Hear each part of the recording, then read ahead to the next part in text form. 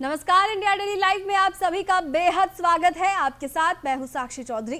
तो चलिए बुलेटिन की शुरुआत करते हैं देश की बड़ी खबरों के साथ। तो प्रधानमंत्री नरेंद्र मोदी ने केंद्रीय मंत्री अश्विनी वैष्णव को जन्मदिन की शुभकामनाएं देते हुए उनके कार्यों की सराहना की है। सोशल मीडिया पर किए गए अपने संदेश में प्रधानमंत्री ने कहा कि अश्विनी वैष्णव विकसित भारत के निर्माण के लिए महत्वपूर्ण बुनियादी ढांचे को मजबूत करने में अग्रणी भूमिका निभा रहे हैं।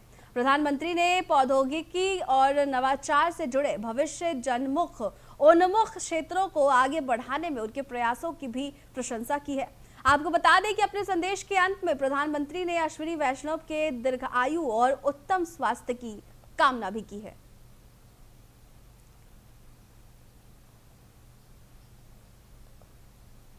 बढ़ेंगे अगली खबर की ओर, जहां प्रधानमंत्री नरेंद्र मोदी ने भारत के पहले निजी तौर पर विकसित कक्षीय प्रक्षेपण यान विक्रम-1 के लॉन्च को देश की अंतरिक्ष यात्रा का एक ऐतिहासिक नया अध्याय बताया है। आपको बता दें कि सोशल मीडिया पर अपने संदेश में प्रधानमंत्री ने कहा कि स्काई रूट एरोस्पेस का ये मिशन देश के जो युवा है उनकी प्रतिभा और दृढ़ संकल्प और उद्यमशीलता की भावना का प्रतीक है। उन्होंने कहा कि अंतरिक्ष क्षेत्र में किए गए सुधारों से नवाचार और निजी उद्यमों के लिए नए अवसर खुले हैं। वहीं प्रधानमंत्री ने स्काई रूट एरोस्पेस की पूरी टीम को सफल प्रशिक्षण के लिए शुभकामनाएं भी दी है और कहा है कि विक्रम-1 नई ऊंचाइयों को छुए, इतिहास रचे और देश के युवाओं को प्रेरित करे। और साथ ही उन्होंने सभी भारतीयों से इस ऐतिहासिक मिशन का अनुसरण करने और टीम की सफलता की कामना करने की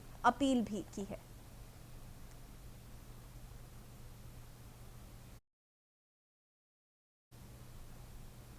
वहीं अगली खबर उत्तर प्रदेश से सामने आई है, जहां मेरठ के ललिता गौतम के परिवार ने मुख्यमंत्री योगी आदित्यनाथ से मुलाकात की है। मुख्यमंत्री ने घटना पर गहरा दुख व्यक्त करते हुए दोषियों के खिलाफ कड़ी कार्रवाई का भरोसा दिलाया है। आपको बता दें कि उन्होंने अधिकारियों को स्पष्ट निर्देश दिए हैं कि जांच में किसी भी तरह की लापरवाही बर्दाश्त नहीं की जाएगी और आरोपियों को कानून के तहत सख्त से सख्त सजा दिलाने के लिए हर संभव प्रयास किया जाएगा। मुख्यमंत्री ने पीड़ित परिवार को मुख्यमंत्री राहत कोष से 5 लाख रुपए की आर्थिक सहायता देने की घोषणा की है और साथ ही पीड़िता के पिता और चाचा के लिए मुख्यमंत्री आवास योजना के तहत एक आवास स्वीकृत करने तथा परिवार को आयुष्मान कार्ड, राशन कार्ड सहित सभी पात्र सरकारी योजनाओं का लाभ सुनिश्चित करने के निर्देश भी दिए।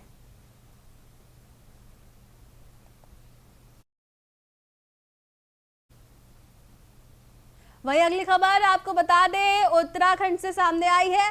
बता दें कि माफ कीजिएगा, अगली खबर में हम आपको बता दें चंडीगढ़ से सामने आई है, जहां पर मुख्यमंत्री नायब सिंह सैनी ने केंद्रीय रेल सूचना एवं प्रसारण तथा इलेक्ट्रॉनिक्स एवं सूचना प्रौद्योगिकी मंत्री अश्विनी वैष्णव को जन्मदिन की शुभकामनाएं दी है। सोशल मीडिया पर साझा किए गए अपने संदेश में मुख्यमंत्री ने कहा कि अश्विनी वैष्णव के कुशल नेतृत्व में भारतीय रेलवे ने गति, सुरक्षा, नवाचार और यात्री सुविधाओं के क्षेत्र में नई पहचान बनाई है। उन्होंने विकसित भारत के संकल्प को साकार करते और आधुनिक तकनीक और डिजिटल सुशासन के माध्यम से उनके योगदान की सराहना भी की है। मुख्यमंत्री ने भगवान श्री राम से उनके उत्तम स्वास्थ्य, दीर्घायु और राष्ट्र सेवा के कार्यों में निरंतर सफलता की कामना की है।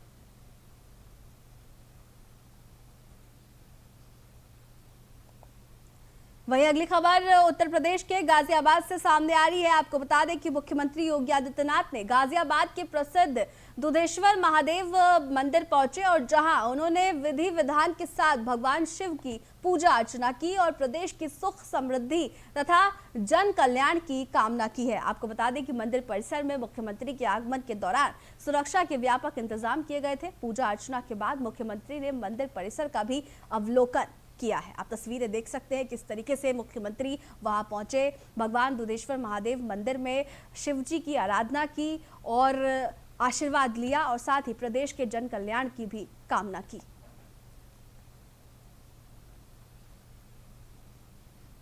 तो बढ़ेंगे अगली खबर की ओर, जहां बेंगलुरु में कर्नाटक की राजनीति से जुड़ी एक अहम मुलाकात हुई। कर्नाटक के मुख्यमंत्री डीके शिव कुमार ने कांग्रेस अध्यक्ष मल्लिकार्जुन खड़गे से उनके सदाशिवनगर स्थित आवास पर मुलाकात कर विभिन्न मुद्दों पर चर्चा की। इस दौरान राज्य के उप मुख्यमंत्री डॉक्टर जी परमेश्वर भी मौजूद रहे। हालांकि बैठक के एजेंडे को लेकर आधिकारिक तौर पर अभी कोई जानकारी जो है वो साझा नहीं की गई है, लेकिन इस मुलाकात का कांग्रेस संगठन और राज्य की राजनीतिक रणनीति के लिहाज से इसे एक महत्वपूर्ण कदम माना जा रहा है।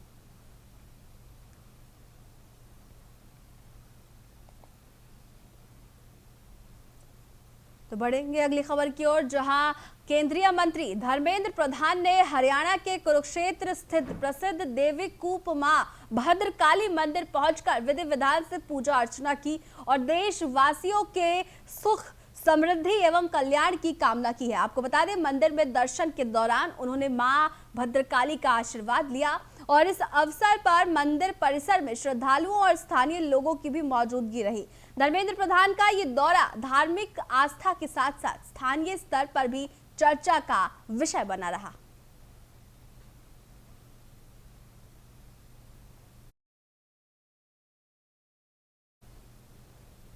तो अगली खबर जम्मू कश्मीर से सामने आई है, जहां कठुआ से जुड़ी एक अहम घोषणा सामने आई है। आपको बता दें कि केंद्रीय मंत्री डॉक्टर जितेंद्र सिंह ने सोशल मीडिया पोस्ट के जरिए जानकारी दी है कि जनता की लंबे समय से चली आ रही मांग को स्वीकार करते हुए कठुआ रेलवे स्टेशन का नाम बदलकर शहीद कप्तान सुनील कुमार चौधरी रेलवे स्टेशन कठुआ कर दिया गया है। और केंद्रीय मंत्री ने इसे कठुआ के लिए बड़ी खुशखबरी बताते हुए कहा कि ये फैसला शहीद कप्तान सुनील कुमार चौधरी के सम्मान और उनके सर्वोच्च बलिदान को श्रद्धांजलि देने की दिशा में एक महत्वपूर्ण कदम है। ये घोषणा सामने आने के बाद पूरे क्षेत्र में खुशी का माहौल है।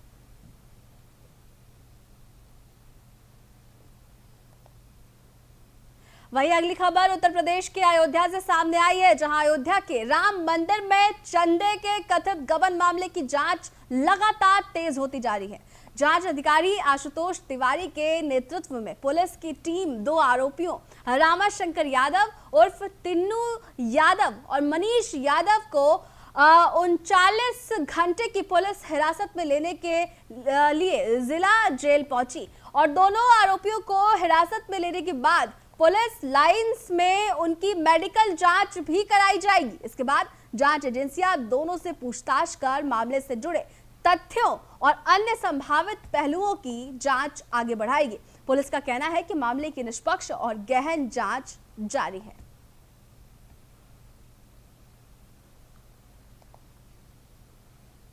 वही अगली खबर राजस्थान से सामने आई है, जहां चित्तौड़गढ़ में कानून व्यवस्था और यातायात को और अधिक मजबूत बनाने के उद्देश्य से पुलिस अधीक्षक धर्मेंद्र सिंह यादव ने शहर के विभिन्न क्षेत्रों का व्यापक निरीक्षण किया है। इस दौरान उन्होंने सुभाष चौक, गोल प्याऊ चौराहा और पावटा चौक, बूंदी रोड, चित्तौड़, दुर्ग और गांधीनगर सहित कई प्रमुख स्थानों का दौरा कर व्यवस्थाओं का जायजा लिया। निरीक्षण के दौरान बिना नंबर प्लेट और यातायात नियमों का उल्लंघन करने वाले वाहनों के खिलाफ कार्रवाई करने की बात भी सामने आई है और कई वाहन जो है उसे जब्त भी किया गया है। एसपी ने अधिकारियों को संदिग्ध और बिना नंबर वाले वाहनों के खिलाफ अभियान लगातार जारी रखने के निर्देश दिए हैं और साथ ही चित्तौड़ दुर्ग क्षेत्र में लगने वाले ट्रैफिक जाम की समस्या के स्थायी समाधान के लिए प्रभावी कार्य योजना तैयार करने पर भी जोर दिया है।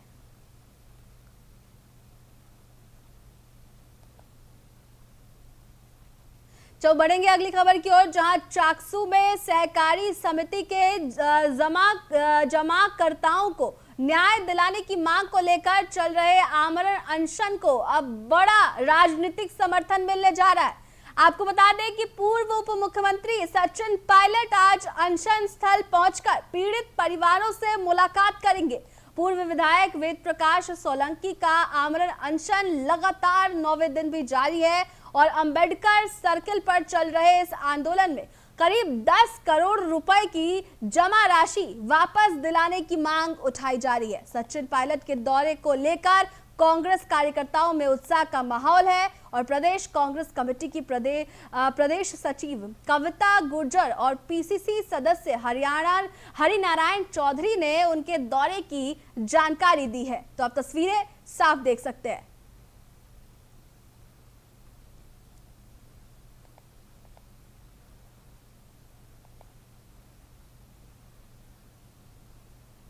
अगली खबर मेरठ से सामने आई है, जहां मेरठ से एक बेहद चौंकाने वाला मामला सामने आया है, जहां सांप के काटने से हुई मौत की गुत्थी को पुलिस ने महज 24 घंटे में सुलझाने का दावा किया है। पुलिस के मुताबिक ये प्राकृतिक मौत नहीं थी बल्कि सुनियोजित हत्या थी। आरोप है कि मृतक की पत्नी ने अपने प्रेमी और 2 सपेरों के साथ मिलकर सो रहे पति पर सांप छोड़कर उसकी हत्या की साजिश रची। प्रारंभिक जांच में मौत को सांप के काटने का मामला बताया गया था, लेकिन पुलिस को घटनास्थल और परिस्थितियों पर संदेह हुआ, जिसके बाद जांच के दौरान 20 लाख रुपए की बीमा पॉलिसी और विवाहेतर संबंध हत्या की मुख्य वजह सामने आई। आपको बता दें कि पुलिस ने पत्नी समेत 4 आरोपियों को गिरफ्तार कर आगे की कार्रवाई शुरू कर दी है। देखिए, आज थाना हस्तिनापुर पर यह सूचना प्राप्त हुई कि अतुल पवार पुत्र श्री अजब सिंह की संदिग्ध परिस्थितियों में मृत्यु हो गई है और उनके बिस्तर से एक सांप मिला है। तो वहां पर तत्काल थाना पुलिस और सीओ मवाना पहुंचे। जो देखा गया तो परिजनों द्वारा ये बताया जा रहा था, विशेषकर पत्नी द्वारा, कि सांप के डसने से ही इनकी मृत्यु हुई है और पुलिस को सूचना देने से पहले ये उनको अस्पताल भी लेकर गए थे। परंतु जिस प्रकार की परिस्थितियाँ थी और जो सांप का व्यवहार होता है उस जानवर का, कि वो बड़ा शाई होता है, उसको लेकर कुछ चीज़ें मैच नहीं खा रही थी कि वो क्यों बिस्तर में इनकी चादर के अंदर आकर उनको काटेगा। इसी क्रम में टेक्निकल सर्विलांस किया गया तो इनकी पत्नी जो हैं दामिनी, इन्हीं के स्कूल के ड्राइवर, ये दोनों मिलकर एक school Krishna kids public school चलाते थे। इन दोनों ने 2019 में प्रेम विवाह किया था। दामिनी का इनके ही स्कूल के एक ड्राइवर से संबंध पता चला। इनकी लगातार उनसे वार्ता होती थी। तुषार नाम का व्यक्ति था। तुषार का जब मोबाइल और अन्य चीज़ें देखी गई तो उनके मोबाइल में एक डब्बे में बंद एक सांप का फ़ोटो भी प्राप्त हुआ। उसके आधार पर जब उससे पूछताछ की गई तो उसने ये बताया कि 2 सपेरों से मिलकर उसने एक सांप खरीदा था और जो मृतक अतुल हैं वो एक विद्या प्रकाशन में ड्राइवर का काम करते थे पहले। इनका 20 लाख का बीमा था। इसी पैसे को लेकर इन दोनों ने ये प्लान बनाया कि ये अपने पति को मरवा देंगी और वो अपनी पत्नी से तलाक ले लेगा और ये दोनों शादी करके और इस पैसे से आगे चल के रहेंगे। इसमें इसी क्रम में ये भी पता चला कि थोड़े दिन पहले अभियुक्त द्वारा अतुल जी का अर्टिगा से टक्कर भी मारी गई थी। तो जब अतुल ने अपने घर में दामिनी से पूछा कि इसमें मुकदमा कराया जाए तो दामिनी ने ये कहकर टाल दिया था कि जब गाड़ी का नंबर नहीं पता है या कुछ नहीं पता है तो फिर मुकदमा करा के क्या करेंगे। और फिर उसके द्वारा सोची समझी साजिश के तहत इस घटना को कारित किया गया है। इसमें जो बरामद सांप है उसे पोस्टमार्टम हेतु भेजा जा रहा है। जो टेक्निकल सर्विलांस और जो फ़ोन से हमें एविडेंस प्राप्त हुए हैं उनके एग्जामिनेशन के लिए इन्हें FSL भेजा जाएगा और इसमें अग्रिम विधिक कार्रवाई की जा रही है। थाना हस्तिनापुर पुलिस और स्वाट टीम देहात के द्वारा इस घटना का चंद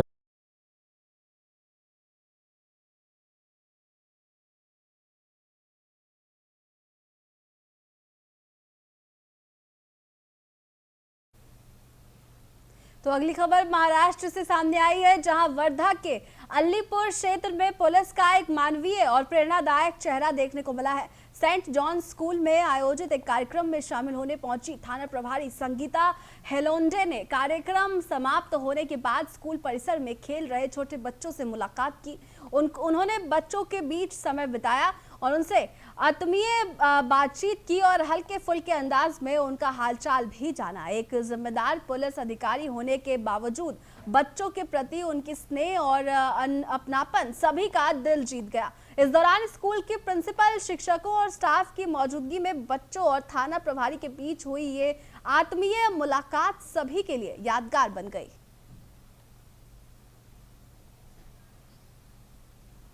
तो बढ़ेंगे अगली खबर की ओर, जहां महाराष्ट्र से एक और खबर सामने आई है। गोंदिया में आवारा कुत्तों का आतंक एक बार फिर से सामने आया है। शहर के रिंग रोड क्षेत्र में स्कूल जाने के लिए घर से बाहर खड़ी 7 वर्षीय मासूम बच्ची पर आवारा कुत्तों के झुंड ने अचानक हमला कर दिया। बच्ची की चीख पुकार सुनकर पड़ोस की एक महिला मौके पर पहुंची और कुत्तों को भगाकर उसकी जान बचाई। आपको बता दें कि हमले में घायल बच्ची को तुरंत निजी अस्पताल ले जाया गया है और जहां उसका इलाज जारी है और घटना के बाद इलाके में दहशत का माहौल है। वहीं स्थानीय लोगों का कहना है कि शहर में आवारा कुत्तों के हमले लगातार बढ़ रहे हैं और उन्होंने प्रशासन से इस समस्या पर तत्काल प्रभावी कार्रवाई की मांग की। आप स्क्रीन पर देख सकते हैं कि किस तरीके से इन आवारा कुत्तों के झुंड ने 7 वर्षीय मासूम पर हमला किया।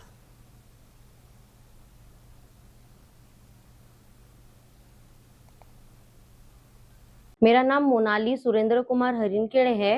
हम लोग सहयोग हॉस्पिटल के बैक साइड में रहते हैं, मजार के पीछे में। मेरी बेटी स्कूल के लिए 8:35 की बात है, ये स्कूल के लिए रेडी हुई और गेट के बाहर निकली तो थोड़ी देर वैन की राह देखते हुए ही कुत्ते ने उसे झपेट लिया।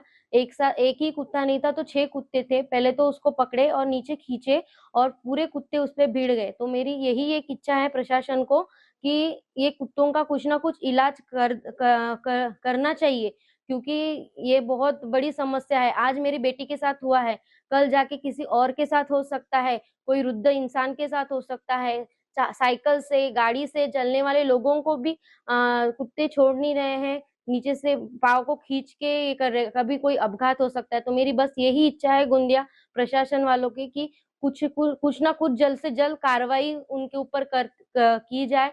कुत्तों को पकड़ के बाहर लेके जंगल में तो भी छोड़ा जाए। एटलीस्ट बच्चे तो सुरक्षित रहे और आजू बाजू में परिसर में रहने वाले लोग सुरक्षित रहे, यही मेरी बहुत बड़ी इच्छा है। 8 बजे के बाद में शाम को कोई अपने घर से बाहर नहीं निकल सकता। हमारे एरिया में बहुत अभी खौफ फैल चुका है कुत्तों का। सब लोग लकड़ी पकड़ पकड़ के खड़े हैं, क्योंकि एकदम से 2 सेकंड भी नहीं हुआ, मेरे बेटी को आए और एकदम से नोच के चले गए। अगर मैं वहां नहीं जाते या हमारे बस्ती के लोग नहीं दौड़ते तो मेरे बेटी को उन्होंने मार दिया रहता। तो बढ़ेंगे अगली खबर की ओर, जहां दिल्ली हाईकोर्ट ने जंतर मंतर पर अनिश्चितकालीन भूख हड़ताल पर बैठे सामाजिक कार्यकर्ता सोनम वांगचुक के स्वास्थ्य से जुड़ी जनहित याचिका का निपटारा करते हुए महत्वपूर्ण निर्देश जारी किए हैं। 16 जुलाई को दिए गए अपने आदेश में अदालत ने केंद्र सरकार के उस आश्वासन को रिकॉर्ड पर लिया जिससे सरकारी डॉक्टरों द्वारा नियमित मेडिकल निगरानी की बात कही गई थी। इसके साथ ही हाईकोर्ट ने अधिकारियों को निर्देश दिया है कि सोनम वांगचुक के स्वास्थ्य की प्रतिदिन निगरानी की जाए और विशेषज्ञ डॉक्टरों की सलाह के अनुसार सभी आवश्यक चिकित्सा सुविधाएं उपलब्ध भी कराई जाए। अदालत ने अपने आदेश में कहा है कि प्रत्येक नागरिक का जीवन अनमोल है और उसकी सुरक्षा सर्वोच्च प्राथमिकता होनी चाहिए।